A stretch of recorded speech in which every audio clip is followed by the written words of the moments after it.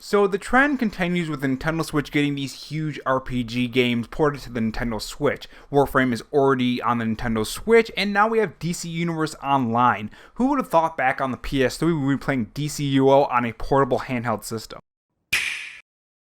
Hey guys, it's Rob here and welcome to my DC Universe Online Nintendo Switch review. Today we're going to be looking at a game that I've spent countless of hours on the PS3, the PC, the PS4, and now the Nintendo Switch. For a while now, Nintendo has been taking these huge RPG games and putting them on the Nintendo Switch. In this video, we're going to be looking over some gameplay, monetization Daybreak uses in DC Universe Online, how well it's been ported to the Nintendo Switch, and even some strengths and weaknesses of the Switch version of DC Universe Online. So first up, I'm sure you're all wondering, how does it look on the Nintendo Switch? Especially compared to the PS4 version, I would say there is a graphical downgrade. It's more close to the PS3 version of dcuo than the PS4 when you have it docked. You can see a lot more pop-in, and it just looks a bit ugly if I'm being 100% honest, but the frame rate is pretty stable 95% of the time. Now occasionally you can see some frame rate drops as you're seeing right now. I did run into some lag that had a long delay when I was attacking NPCs with my powers and my weapon attacks. Now this is in the open world. When the Switch is in a contained area in a mission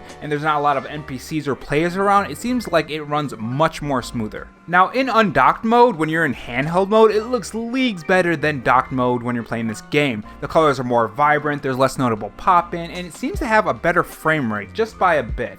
This being on the Nintendo Switch, most likely you're going to be playing it in handheld mode, because if you are playing it in docked mode, I think PS4 would be a much better option, or Xbox One X, or Xbox, or even PC. Now one thing I have to say about the mapping of the buttons and which Pro controller you should use, or maybe you're going to use the Joy-Cons, I personally like playing in handheld mode with the Joy-Cons. They feel much more closer, and the button layout that DC Universe Online uses is much better for those buttons. But I did play with the Pro controller and in docked mode, so there are a couple choices, but I'd have to say in handheld mode it feels much more comfortable, and the picture is honestly better in handheld mode. Now for those new to DC Universe Online, there may be some things you may or may not know about this game. Maybe you've never even played this. DC Universe Online lets you create your own hero or villain with multiple different powers, including magic, lightning, water, quantum, fire, earth, gadgets, and just so much more. You can customize your look to almost endless possibilities with new gear and new looks, colors, and just the very movements themselves can also be changed. This game is about creating your own hero and your own playstyle, and that's one thing that DC Universe Online gets incredibly right. Want to play a tank that can heal itself? Pick Atomic. Spec into more healing and you'll be able to heal yourself. Want to play straight DPS and demolish your foes with Red Lantern powers? Spec into Might and pick Red Lantern. It's all up to you. You can even just use a weapon and play that way. Now the leveling process from 1 through 30 will take you about 6 to 12 hours depending if you end up using money for EXP boost. And yes, there is microtransactions in this game. This is also a free to play game, so of course there's going to have those microtransactions, which I'll get to later on in the video.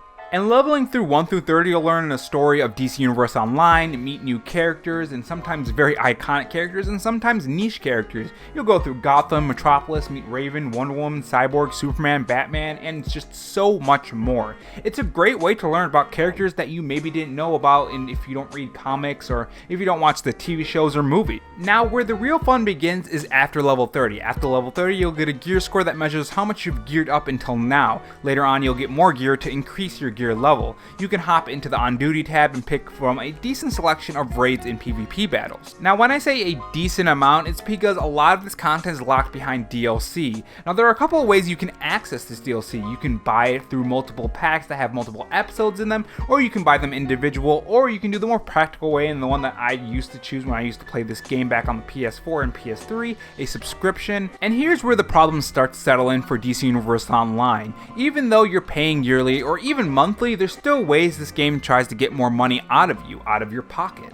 For instance, you have these loot boxes or time capsules as they call it in this game, and you get these randomly throughout your playthrough. You don't really need to do anything to actually gain these, you just gotta play the game. But you need this currency which can only be bought through the store, or you can always actually get these parts for the keys to create the keys and then unlock them. And this is where the huge grind for this thing comes in, and there's a huge problem with the loot boxes in it in themselves. Something that a lot of people hate about free-to-play games, the pay-to-win mechanics. Now in these loot boxes you can find gear that gives you stat boost, that gives you advantage in combat. You can get actual gear that will increase your gear score, making you stronger than others. Things connected to feats that will give you a full bar, that will increase your skill points, which you can later use to make your character stronger. You can see why a lot of these things in this game can make you much more stronger if you had more money than someone who maybe didn't have a lot of money. Now of course there's other ways of getting gear too. You can also go in raids and finish them and get your gear that way, and of course at the end of each raid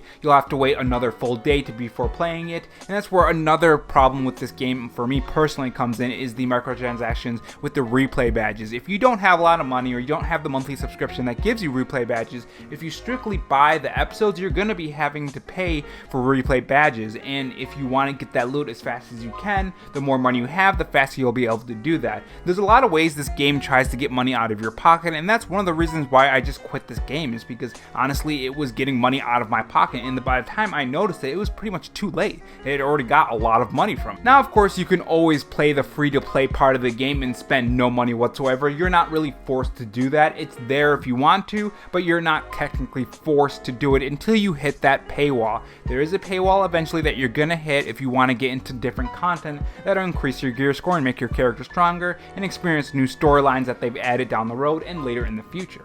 But does this mean it's not fun? No, not necessarily. It's actually really fun, even when you don't have everything unlocked. But it's like the commenter in my previous DC Universe Online video said, to get connected to this character or even the people you meet through this game only to hit a pay-to-play wall is pretty messed up and pretty disappointing as someone who loved this game and loves the people they meet.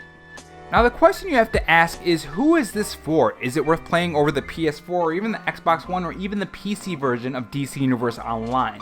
Well, I think that depends if you're a newcomer or you already have a character on the other platforms and don't care for that graphical downgrade. Play it on the Switch if you are new to DC Universe Online. It's a great version, it's a great way to play it while you're maybe watching TV or doing something else, or maybe someone's on the TV. But I think if you already have a character or already a league, or you have a lot of progress on the PS4 like me, I think you should probably stick to the PS4 version, because I think that's a better version. You do not want to go through all those feats, raids, and just all the hard work you put into your character. Trust me, I've made multiple new characters on the PS4 version, and it is just a pain in the butt.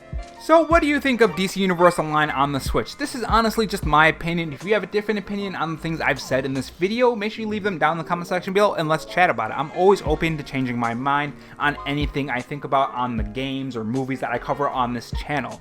Are you playing DC Universe Online or not? Tell me in the comment section on that too, or tell me what your power set is. Which one did you choose? Did you choose villain or hero? Would love to hear your thoughts and your hero names and all that great stuff about DC Universe Online in the comment section below. And I will see you guys in the next video. Have a good one.